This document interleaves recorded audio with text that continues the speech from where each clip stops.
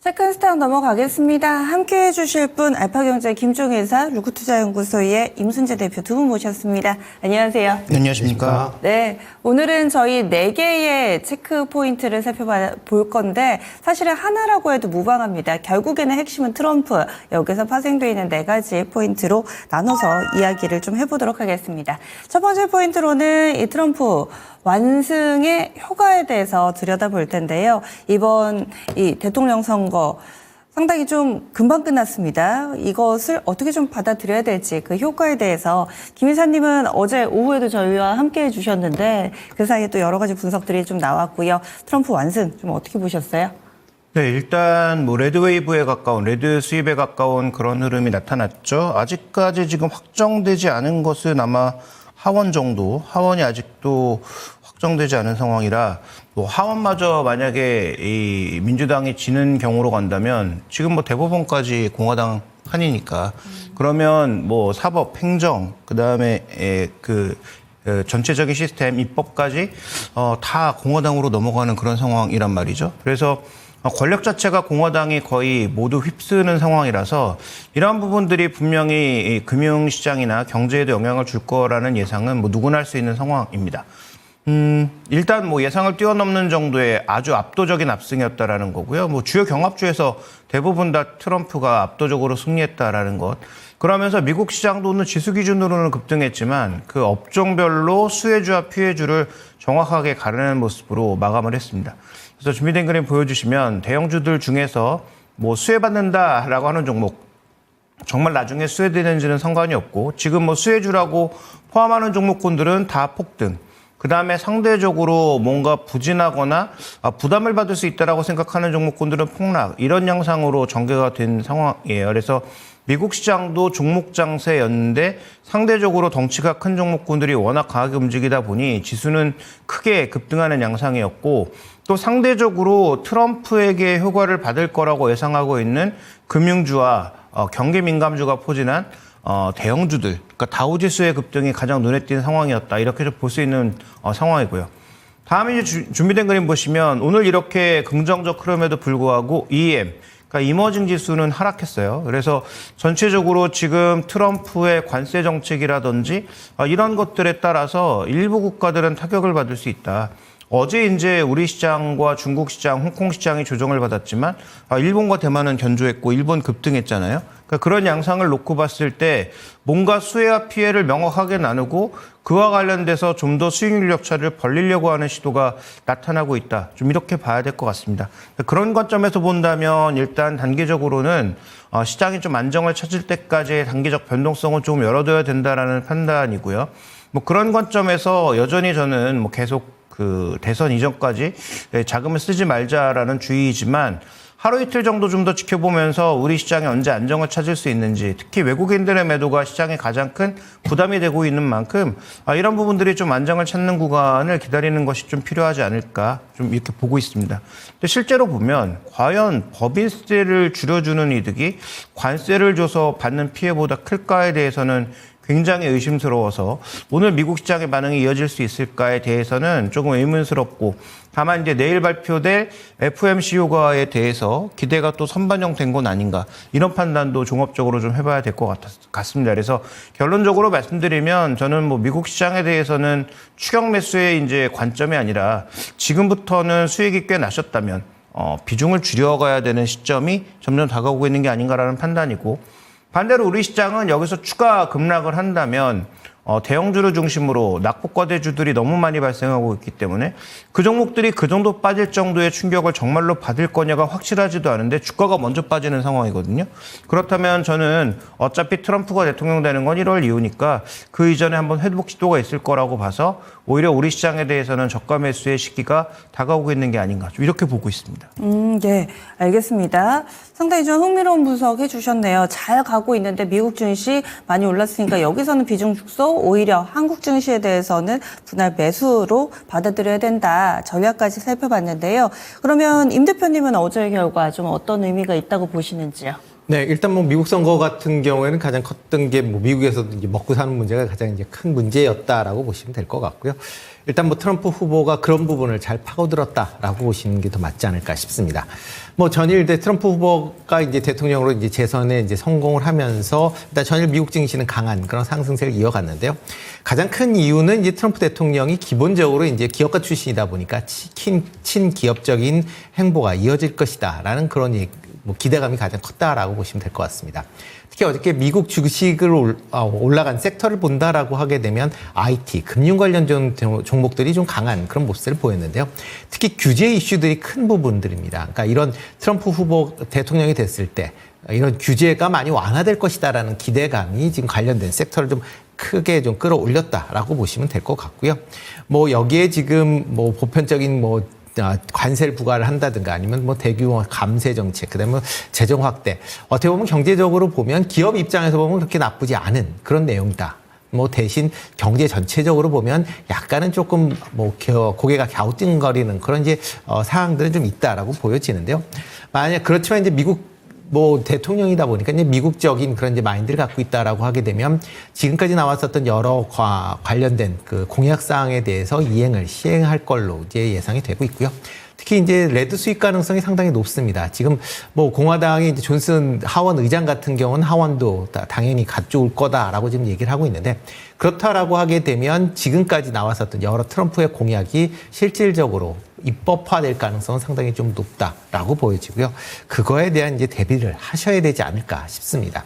특히 뭐 지금 주요 이제 경제 공약에 대해서 이제 쭉 나오는데 기본적으로 내용을 본다라고 하게 되면 우리나라 같은 국가, 특히 이제 수출 중심적인 국가들은 상당하게 부정적으로 영향을 미칠 걸로 보여지고요. 특히 국내 산업 구조상 이제 친환경적인 그런 부분이 지수를 많이 차지하고 있기 때문에 그런 부분을 감안한다라고 하게 되면 지수 측면에서는 상당히 좀 부정적으로 작용할 수밖에 없지 않을까라는 생각을 해보고 있습니다. 특히 이제 관세 정책 측면에서 보면 국내 수출 중에서 지금 한 5분의 1 정도가 지금 미국 수출이기 때문에 만약 미국에서의 관세가 올라간다라고 하게 되면 그만큼 국내 기업들의 미국 수출에 대한 채산성이 상당 부분 나빠질 수밖에 없고요. 그러다 보면 수출 규모도 감소할 수 있으니까 그런 점을 감안한다라고 하게 되면 국내 기업 입장에서 보면 당분간은 이런 이제 우려감으로 좀 약세를 보일 가능성은 좀 있다라고 보여집니다.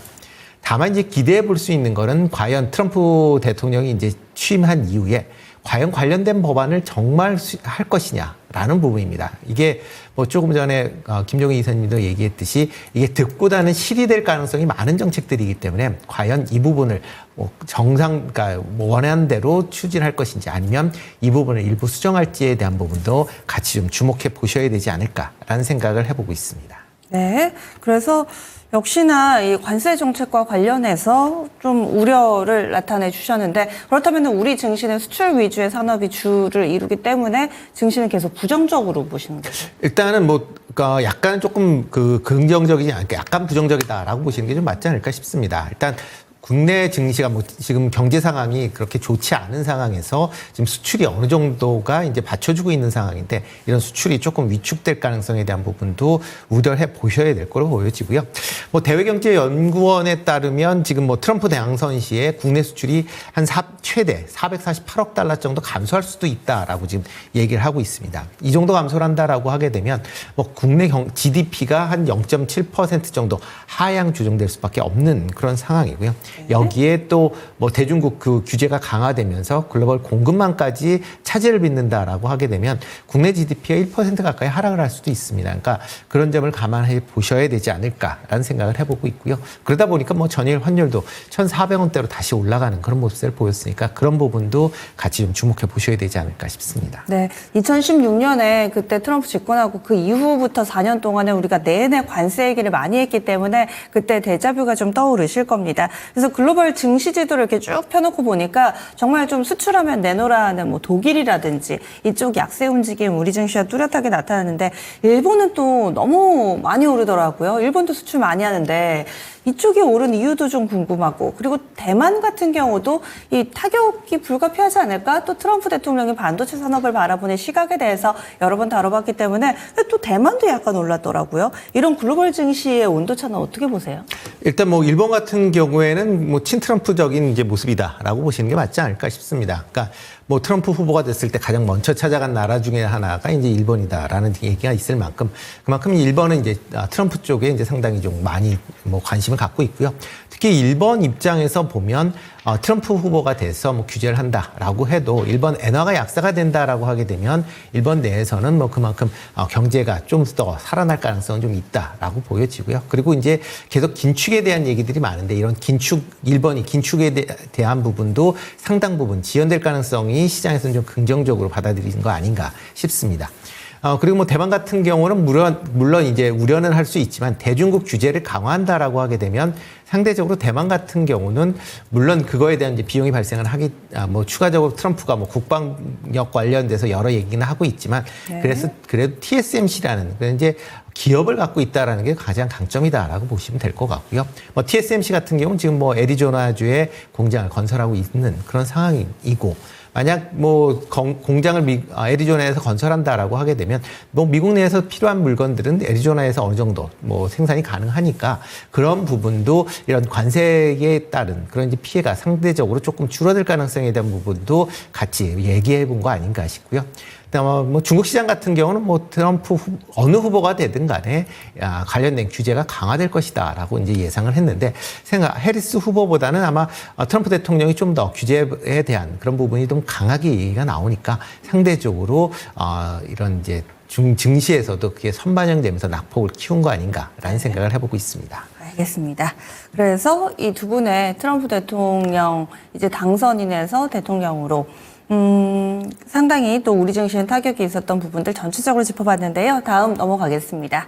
그러면 조금 더 섹터로 집중을 해보겠습니다. 어제 직격탄을 국내 증시에서 대표적으로 맞았던 쪽은 친환경이었습니다. 2차전지 관련된 종목군들 큰 폭의 하락이었고요. 반면 미증시에서는 태양광 관련된 종목군들이 유난히 깊게 하락하면서 이런 움직임 뚜렷하게 나타났습니다. 그렇다면 이제 친환경은 끝난 것인가? 어떻게 될 거라고 보세요, 김 이사님? 네, 일단 우리가 여기서 주목해 봐야 될 건 트럼프는 반환경인가에 대한 그 근본적인 질문을 던져봐야죠. 트럼프는 반환경이 아닙니다. 기후변화를 믿지 않을 뿐이지 뭐 자신이 스스로 친기업이라고 얘기를 했는데 그러면 자신을 가장 지지하는 텍사스가 지금 어떤 식으로 움직이고 있는지도 살펴볼 필요가 있는데 여러 번 언급드렸지만 관련된 그 차트를 못 찾아서 기사를 하나 가지고 왔는데요. 먼저 악시오스의 좀 기사를 조금 보시면 텍사스가 이제 캘리포니아를 제치고 태양광 넘버원이 됐다라는 얘기는 뭐 올해 7월부터 나왔는데 9월 달에도 다시 반복이 되면서 준비된 기사를 좀 보여주시죠. 뭐 그 기사의 내용에 보시면 전체적으로 언급되고 있는 게 텍사스가 캘리포니아의 발전 용량을 이미 초과했다. 그래서 이게 여기서 끝나는 게 아닙니다. 프로젝트가 주의어 있기 때문에 이제는 캘리포니아와 격차를 계속 벌린다가 핵심이에요. 그래서 지금 캘리포니아 살짝 이겼고 다시 캘리포니아가 위로 올라온다가 핵심이 아닙니다. 이 썬벨트에서 캘리포니아는 좀 길게 뻗어 있지만 텍사스는 옆으로 사각형으로 넓게 퍼져 있는 상황이라서 태양광 발전에 있어서는 어떻게 보면 캘리포니아보다 좀 더 좋은 지역이라고도 볼 수 있죠.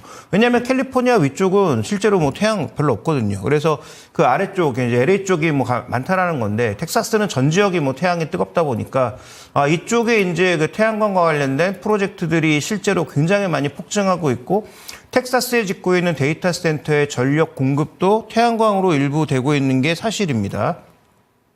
그 다음에 이틀 전에 보여드렸던 그림이죠. 다시 한번 보여드리면 삼성증권의 자료에서 지금 동일 발전원별, 그러니까 킬로와트당 얼마만큼의 비용으로 전력을 생산할 수 있을까를 따져봤을 때 제일 싼 게 육상풍력이다라는 거죠.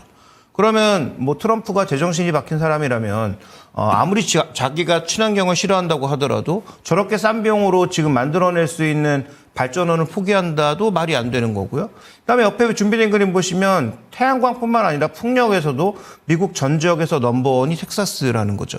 그러니까 텍사스는 지금 그 기존에 우리가 얘기하는 석유 에너지도 미국 내에서 이제 뭐 넘버원까지는 아니지만 기존의 넘버원이었고, 그다음에 이런 친환경 풍력 에너지도 넘쳐나는 곳이다. 그다음에 이제 뭐 테슬라 공장을 포함한 여러 공장들이 텍사스 오스틴으로 모이면서 이쪽을 추가적으로 지원하기 위한 발전원을 여러 가지를 지금 다 동시다발적으로 시도하고 있다는 걸 주목해 볼 필요가 있는 거죠. 그러면 자신을 적극적으로 지지했던 사람들, 여기에 있는 공화당원들은 과연 친환경 반대 정책에 이어서 공화당이고 그다음에 뭐 트럼프 지지자라고 해서 경제가 가장 중요하고 우리 먹고 사는 일이 중요한데 여기에도 종사하는 사람들이 있을 거 아니겠어요? 그걸 다 반대할 수만 있을까라고 생각해 본다면 결국 핵심은 미국 내에서 만들어라, 그다음에 미국 거 써라라는 것이지 반환경은 아니라는 거죠. 그다음에 뭐 전기차도 마찬가지예요. 지금 트럼프가 되면서 카페 규제, 그 소위 얘기하는 연비 규제를 완화시킬 것으로 예상하고 있지만 그게 완화가 되면 예전처럼 머슬카 막 5,000cc에 뭐 엄청나게 매연 뿜어대는 그런 차를 맘대로 만들 수 있는 그런 환경으로 바뀌는 건가요? 그렇지 않고요. 이미 바이든 때도 기업에 밀려서 원래 계획했던 카페 규제를 좀 밀어놨거든요. 그런데 트럼프가 되면 이거보다 더 밀 가능성이 있다는 거죠. 그러니까 우리가 알기 쉽게 뭐 미국은 갤런당이라고 하니까 우리가 알기 쉽게 리터당으로 바꾸면 원래 이게 내년부터 한 23km인가로 올라가는 상황이었습니다. 리터당. 그러면 뭐 현대기아차는 차 팔면 팔수록 손해죠. 왜냐하면 뭐 제네시스가 리터당 6km, 7km밖에 안 되지 않습니까? 그래서 제네시스 차 같은 차는 팔면 팔수록 손해라서 그러면 여기다가 뭐 덤핑으로 얹어서 막 전기차 같은 걸 팔아야 연비 규제를 맞출 수 있는 상황이었단 말이죠. 그런데 트럼프가 바꾼 건 이걸 없앤 건 아니고 좀 완화시킨 정도. 리터당 한 17, 18 이 정도로 완화시킨 정도에 불과하기 때문에 그렇다면 뭐 전기차가 속도가 또 줄어들 수는 있겠으나 그렇다고 전기차가 제로로 가는 건 절대 아니라는 점이죠. 그러면 이 친환경이라든지 전기차라고 하는 이 방향성을 바꿀 수는 없는 부분이기 때문에 결론적으로 드리고 싶은 말씀은 오늘 뭐 미국 시장에서 친환경 관련주 다 급락한 것처럼 오늘 뭐 추가적으로 더 밀릴 수도 있겠죠. 그렇지만 그런 종목군들이 밀리면 지금은 도망갈 때가 아니라 제가 말씀드린 현금에 들고 있었다면 싼 가격에 좋은 종목을 살 수 있는 기회가 되는 것 아닌가라고 바라봐야 된다는 거죠. 그래서 이틀 전에도 말씀드렸던 대로 실제로 보조금이 깎일 것으로 예상되는 CS 윈드 정도는 조금 우리가 지켜봐야 되겠지만 그와 상관없는 SK 오션 플랜트라든지 상대적으로 그쪽에서 좀 더 자유로운 종목군들, 특히 배터리 셀 기업들에 대해서는 공장이 있으니까 그런 긍정적인 관점에서 추가적인 조정 시에는 좀 매수 관점에 접근이 필요하지 않을까라고 판단하고 있고요. 다만 태양광은 이 보조금의 지급 여부와 상관없이 중국 대비 경쟁력이 너무 떨어지는 상황이니까 태양광은 조금 신중하게 바라보실 필요가 있지 않느냐 이렇게 보고 있습니다. 네, 친환경 내에서도 풍력은 이 종목별로는 조금씩 다르겠지만 그래도 저가면서 가능한 종목이 있는데 태양광에 있어서 약간은 조금 보수적으로 봐주셨는데 2차 전지는요, 그럼? 네, 2차 전지는 셀 기업들은 뭐 추가적인 조정이 만약에 더 나온다면 매수 기회라고 보고 있고요. 뭐 탑픽은 여전히 삼성 SDI고요. 뭐 LG엔솔 같은 경우에도 추가적인 급락이 만약에 한 번 정도 더 나와서 뭐 30만 원대 중반, 뭐 초중반까지 빠진다면 다시 좀 매수 기회라고 보고 있습니다. 네. 이번에는 임 대표님은 또 종목별로 우리나라 산업 가운데서 타격을 받을 만한 그런 섹터 어떤 쪽으로 보세요? 뭐 가장 큰 게 이제 친환경 쪽이다라고 하는 게 맞지 않을까 싶습니다. 뭐 이유 중에 하나는 이제 보조금 정책이 이제 바뀔 가능성이 이제 상당히 높다라고 보여집니다. 좀 전에 이제 김 이사님 잘 설명해 주셨는데 일단 미국의 뭐 친환경 정책 자체가 없어지는 건 아닙니다. 다만 기존의 이제 친환경 정책을 활성화하기 위한 보조금 자체가 이제 줄어든다라는 관점으로 보시는 게 맞지 않을까. 보조금이 줄기 때문에 상대적으로 이런 산업군의 발전 속도가 상당히 좀 더디게 진행될 가능성에 대한 우려를 지금 나타내고 있다라고 보시면 될 것 같습니다. 특히 트럼프 이제 대통령이 이제 생각하고 있는 게 뭐냐면 굳이 보조금을 주지 않더라도 관세를 높이면 해외 기업들이 미국 내에 공장을 건설할 것이다라는 이제 생각을 하고 있습니다. 실질적으로 과거에 그 세탁기에 대해서 고율의 관세를 매기면서 미국 세탁기 회사들이 미국 내에 공장을 건설했거든요. 그러니까 그런 형태로 굳이 돈을 지급하지 않아도 외국 기업들이 미국 내에 건설을 촉진시킬 수 있는 방향이 있다라고 그렇게 생각을 한다라고 하게 되면 미국 내에 공장이 있는 기업들은 상대적으로 피해가 좀 덜할 거고요. 만약 미국 내에 공장이 없는, 그러니까 미국에 수출을 해야 되는 기업 입장에서 보면 관세에 따른 그런 이제 경쟁력이 약화될 수밖에 없다라고 보시는 게 맞지 않을까 싶습니다. 그렇기 때문에 기업들마다 미국 내에 공장이 있느냐 없느냐에 따라서 향후에도 어느 정도 주가가 차별화될 가능성은 있다라고 생각이 좀 되고 있고요. 그런 관점에서 좀 보셔야 되지 않을까 싶습니다. 특히 이제 2차전지 관련된 거에 대한 부분은 뭐 여러 이제 얘기들이 많이 나오고 있는데 기본적으로 일단 트럼프 대통령이 되면서 상당히 이제 피해를 입을 수밖에 없는 그런 업종이다라고 보시는 게 맞지 않을까 싶습니다. 특히 전기차에 대한 보조금이 지급이 절 된다라고 하게 되면 관련돼서 이제 지금 이제 테슬라를 제외하고 나머지 회사들 같은 경우는 이런 보조금 때문에 차가 팔리고 있는데 그 판매량이 상당히 좀 줄어들 가능성은 충분히 있다라고 보여지고요. 그렇다라고 하게 되면 미국 내에 지금 대규모 지금 생산 시설들을 만들고 있는데 이런 생산 시설을 만들 때 들어가는 부분이 대부분 차입금으로 갖고 만들었습니다. 근데 가동률이 떨어진다라고 하게 되면 그만큼 비용에 대한 비용이 확대되는 부분이 상당한 리스크로 작용할 가능성은 있기 때문에 일단 뭐 2차전지 관련주들은 당분간은 조금 쉬어가는 게 지금은 더 맞지 않을까라는 좀 생각을 해보고 있습니다. 네. 그래서 2차전지 쪽은 그렇고 그 밖에 뭐 좀 전에 얘기해 주신 친환경 쪽이라든지 그리고 자동차 이쪽까지도 또 영향을 받을 수 있다. 혹시라도 수혜 섹터나 뭐 이쪽은 안 보고 계세요? 일단 뭐 수익 섹터가 여러 개 나오는데 보면 국내 기업보다는 아마 미국의 중소기업들이 상대적으로 더 수혜가 좀 크다라고 보여지고요. 네. 국내에서 얘기 나오는 거는 뭐 어저께 이제 움직인 것 중심으로가 이제 단기적인 수혜를 볼 수 있을 것이다라고 생각이 되는데 이런 뭐 수혜주로 지금 언급이 되는 경우도 뭐 최종적으로 어떠한 이제 정책이 결정되느냐에 따라 달라질 수가 있기 때문에 단기적인 트레이딩 관점으로만 접근해 보실 필요가 있지 않을까라는 생각을 해보고 있고요. 대신 이제 자동차 관련된 부분은 조금 다시 한번 생각해 볼 필요는 있다라고 생각을 합니다. 그러니까 지금 뭐 관세가 뭐 많이 그러니까 현재 대미 수출이 원체 많고 대미 흑자가 많기 때문에 이런 규제에 대한 부분들이 확대될 가능성은 충분히 있는데 그거 중에 가장 크게 이제 영향을 받는 게 이제 자동차다라고 생각들을 많이 하시는데 뒤집어 생각하면 지금 벤츠 그러니까 이번에 이제 부통령으로 될 이제 벤츠 같은 경우에는 과거에 이제 내연기관 차량에 대해서 보조금을 지급을 해야 된다라는 그런 이제 법안을 발의를 했었던 적이 있습니다. 그러니까 그만큼 미국 내에서 내연기관 차량에 대한 그런 이제 긍정적인 그런 시그널이 나올 가능성은 있고요. 특히 이제 현대차 같은 경우는 이제 미국의 메가 플랜트 공장을 가동을 본격화한다라고 하게 되면 물론 국내에서 만들었던 차량에 대해서는 뭐 관세가 물리겠지만 미국 내에서 지금 생산하는 차량에 대한 관세 부분이 상당 부분 좀 그런 부분은 상당히 좀 희석될 가능성도 있기 때문에 그런 점도 같이 좀 하면 이게 무조건 나쁘다, 무조건 좋다라고 뭐 일률적으로 판단하기에는 조금 어려운 점도 있으니까 그런 점도 같이 투자하실 때 참고하실 필요가 있지 않을까 싶습니다. 네. 그런데 지금 이제 그나마 인플레를 겨우겨우 잡아서 금리 인하 기조에 들여가려고 하는 현재 상황에서 관세를 높인다. 관세 높이면 또 인플레 얘기가 나올 수가 있는데 트럼프 과연 밀어붙일 수 있을지 이것도 좀 궁금한데. 일단 뭐 관세가 올라간다라고 하게 되면 뭐 조금 전에 이제 말씀했듯이 물가가 올라간다라는 관점으로 이제 생각을 해볼 수도 있지만 그 대신 미국 내 제조업 공장이 다시 많이 활성화된다라고 하게 되면 미국 내에 이제 고용이 좀 안정화될 수가 있다라고 보여집니다. 그러니까 물론 그것 때문에 인플레이션이 발생할 수 있다라고 얘기를 하지만 지금 상황에서 여러 가지 만약 지금 상황에서는 인플레이션이 어느 정도 안정화가 돼 있기 때문에 그런 점을 보는 거고요. 만약 인플레이션이 다시 올라간다라고 하게 되면 관련된 정책이 어느 정도 유동적일 수도 있다라고 보여집니다. 그러니까 이게 뭐 관세를 올린다라는 게 무조건 나쁘다, 무조건 좋다라고 그러니까 단편적으로 맞아요. 생각해 볼 수는 없는 거고 일단 진행 상황에 따라서 언제든지 유동적으로 갈 수 있다라는 것도 같이 생각을 해보셔야 된다라고 생각합니다. 워낙에 큰 변수가 발생했기 때문에 이 얘기만 해도 아마 하루 종일 할 수 있을 겁니다. 저희가 짧은 시간 안에 또 오늘 장에서 도움될 만한 내용들을 다뤄봤습니다. 지금까지 체크인스탁이었습니다.